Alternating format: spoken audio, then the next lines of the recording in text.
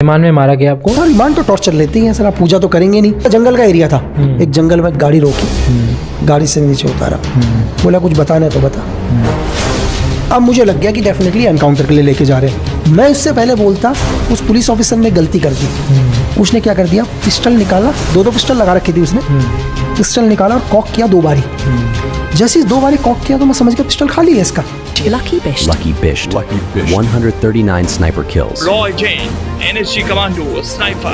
आपको जेल भी जाना पड़ा था राजू पारगाई और अमित आर्य केस पर। मुझे 6 तारीख को मॉर्निंग में अरेस्ट करते हैं। कौन सा साल था ये? 2011। 6 सितंबर को मैं अरेस्ट होता हूँ और अरेस्ट होने के बाद 6, 7, 8 3 दिन में विदाउट कस्टडी होता हूँ। अच्छा, मतलब कहीं शो ही नहीं करती है कि मैं उनकी कस्टडी में हूँ करके। वो 9 तारीख को मुझे शो करते हैं कि मैं उनकी कस्टडी में हूँ करके।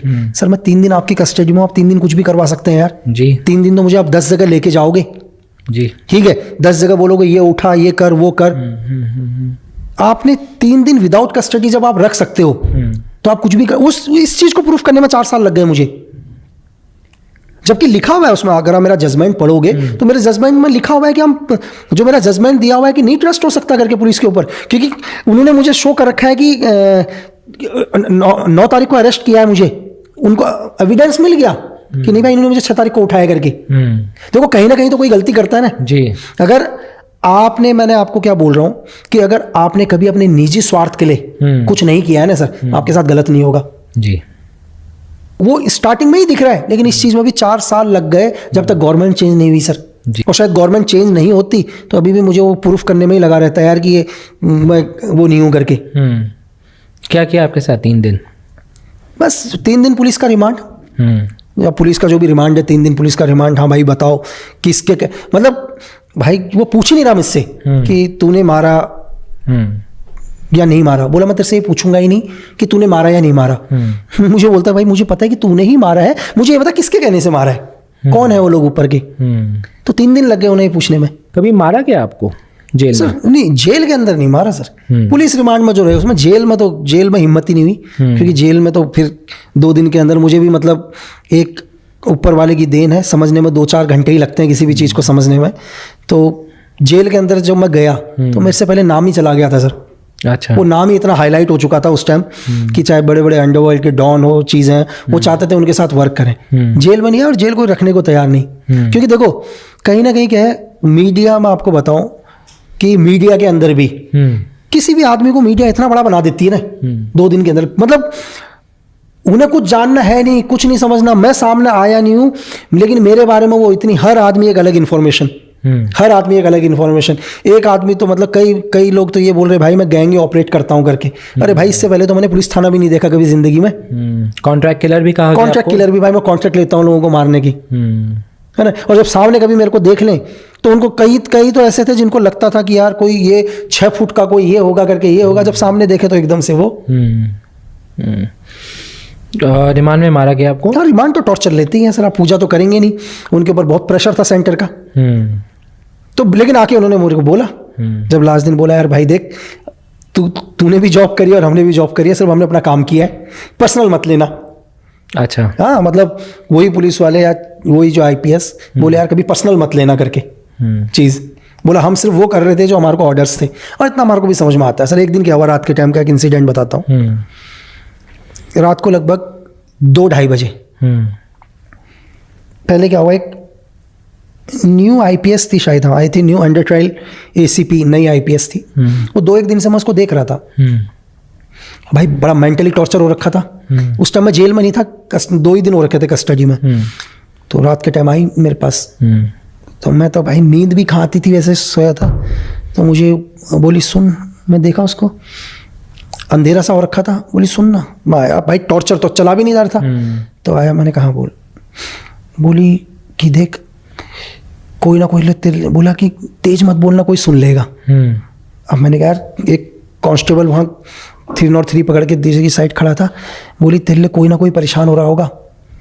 तो मैंने कहा नहीं कोई नहीं हो। मैं तो गुस्से में वैसे ही था, है ना, और क्या करोगे भाई, इतना तो कर ही रखा है। मैंने कहा कोई नहीं हो रहा परेशान, मैं बात।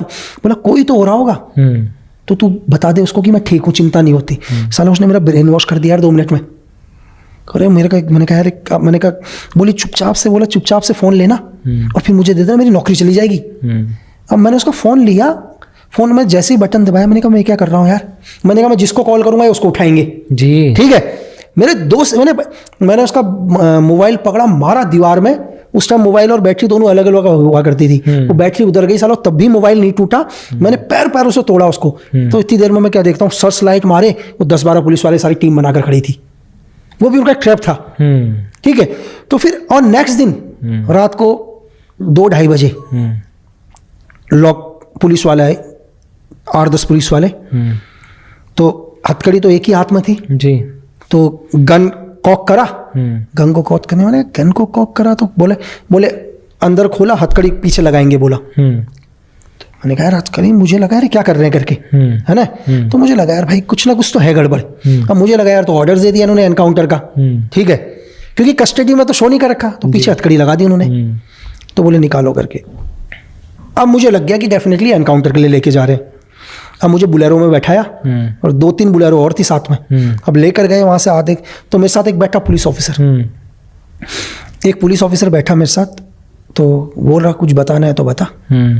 तो मैं समझ गया कि ये डेफिनेटली एनकाउंटर के लिए लेके जा रहे हैं, जो भी इनका मूवमेंट है ना, उस हिसाब से लग गया। मुझे आधा घंटा लेकर गए, पूरा जंगल का एरिया था। एक जंगल में गाड़ी रोकी, गाड़ी से नीचे उतारा, बोला कुछ बताना है तो बता। अब मेरे को समझ में नहीं आ रहा, मैं तो भाई मेरे को लग गया था एनकाउंटर है करके, आप है ना, मुझे लग गया था एनकाउंटर है। तो मैं उनसे ये कहने वाला था कि यार मुझे फ़ोन में बात करनी है लास्ट टाइम। मैं इससे पहले बोलता, उस पुलिस ऑफिसर ने गलती कर दी। उसने क्या कर दिया, पिस्टल निकाला, 2 पिस्टल लगा रखी थी उसने। पिस्टल निकाला और कॉक किया 2 बारी।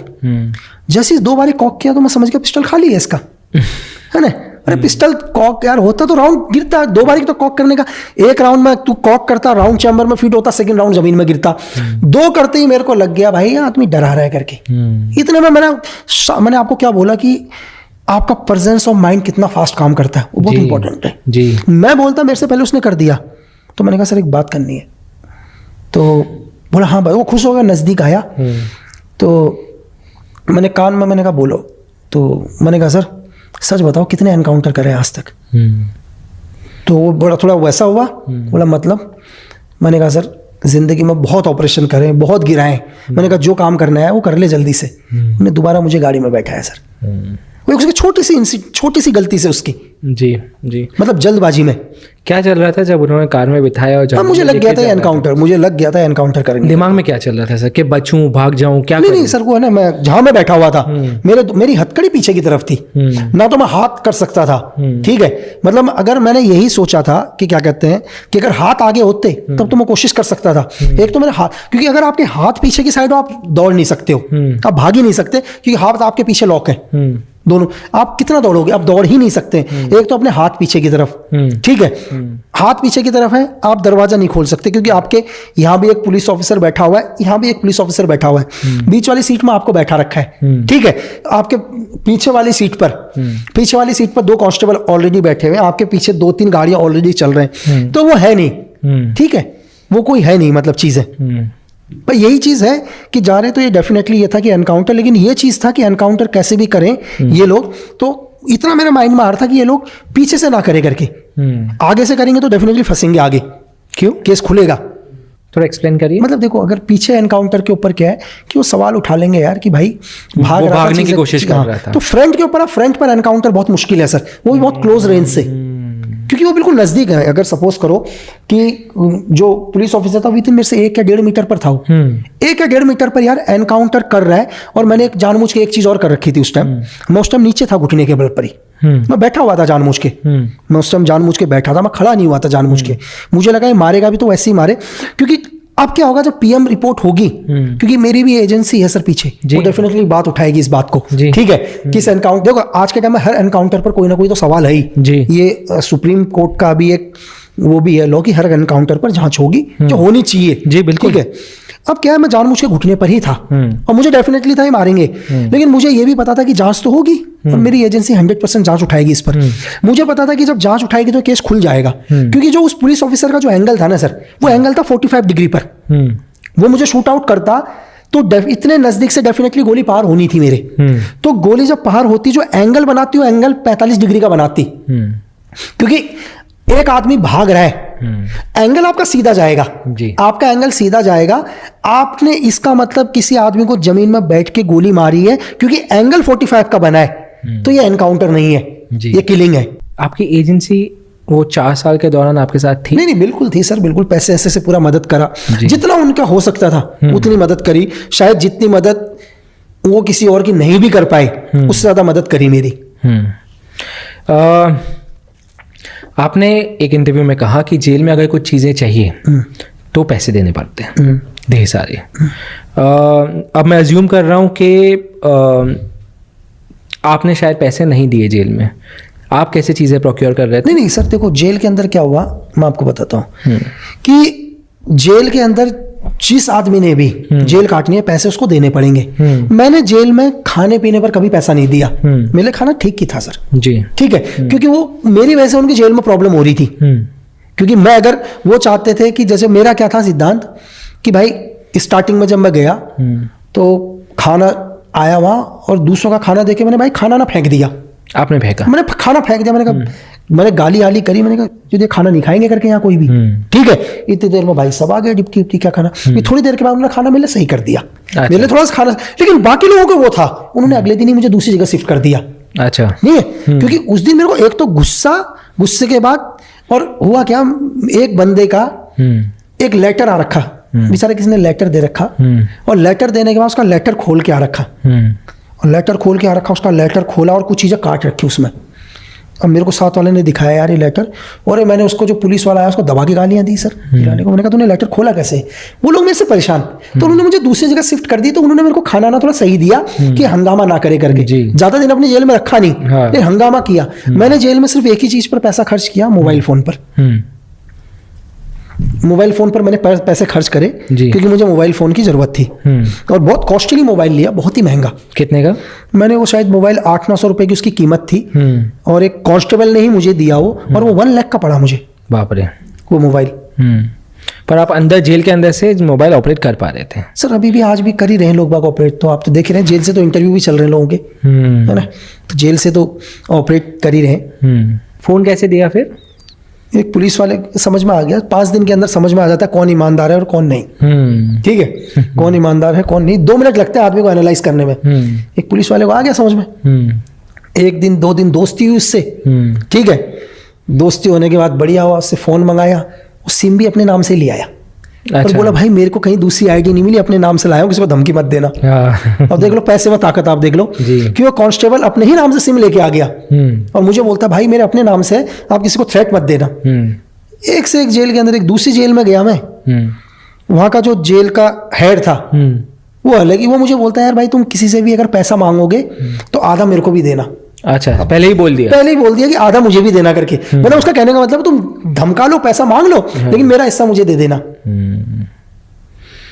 पर ये तो बहुत खराब स्थिति है। खराब तो है यार सर, ये कैसे सुधारा जाए? नहीं सर, आप किसको सुधारने की बात करेंगे सर, जहां पर हर आदमी क्रिमिनल है, हर आदमी वांटेड है, रेपिस्ट है, टेररिस्ट है, आप किसको सुधारोगे?